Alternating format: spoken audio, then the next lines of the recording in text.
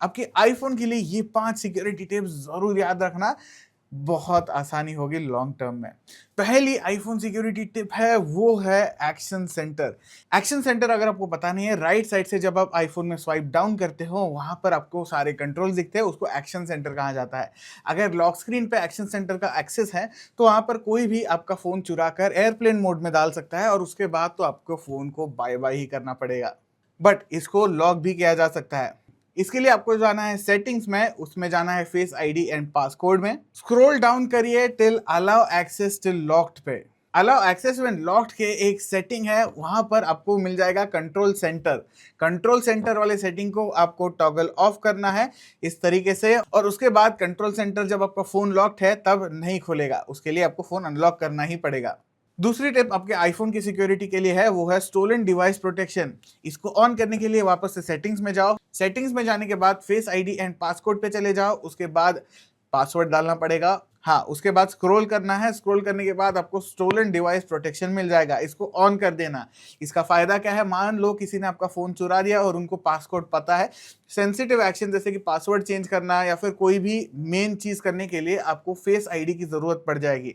अब इसको आप सेट कर सकते हो फॉर ऑल लोकेशंस या फिर स्पेसिफिक लोकेशन। मान लो कि आपने आपका होम का एड्रेस सेव करके रखा है, होम से अगर आप दूर चले जाते हो, वर्क से दूर चले जाते हो, तो वहां पर क्या होगा कि जब आप दूर चले जाते हो इन प्लेसेस से, आपको फेस आईडी मांगा जाएगा, उसके बाद ही ये सेंसिटिव एक्शंस अचीव हो पाएंगे। तीसरी आईफोन सिक्योरिटी टिप है एनेबल फाइंड माय आईफोन।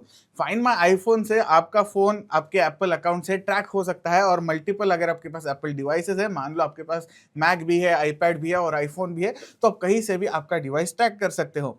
अब इसको एनेबल करने के लिए आपको जाना है सेटिंग्स में, सेटिंग्स में जाने के बाद एप्पल अकाउंट पे क्लिक करो और फाइंड माई में क्लिक करो।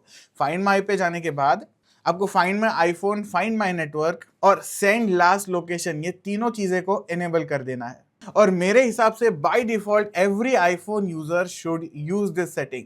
मान लो आपका फोन चोरी हो जाता है या फिर आप खो देते हो फोन को, तो ये ट्रैक करने में बहुत आसान कर देगा।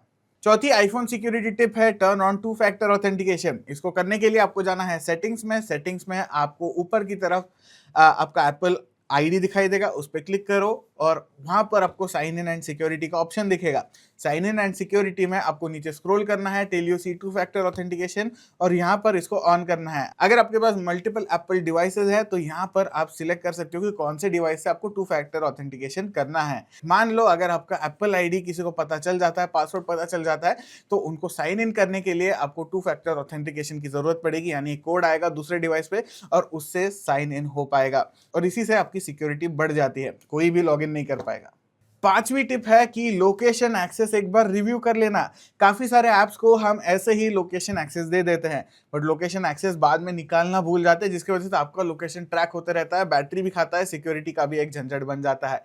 इसके लिए आपको जाना है सेटिंग्स में, सेटिंग्स में जाने के बाद प्राइवेसी एंड सिक्योरिटी में जाइए और उसके बाद लोकेशन सर्विसेज पे क्लिक करिए। यहाँ पर ऐप बाय ऐप आपको दिखाई देगा कि कौन सा ऐप को लोकेशन परमिशन है। अगर आपको लगता है किसी स्पेसिफिक ऐप को लोकेशन परमिशन की जरूरत नहीं है, तो वहाँ पर टॉगल ऑफ कर दीजिए और लोकेशन परमिशन निकाल दीजिए। इन सारे टिप्स से आपके आईफोन बहुत ज़्यादा सिक्योर बन जाएगा। वीडियो अगर हेल्पफुल लगा है तो सब्सक्राइब करना बिल्कुल मत भूलना।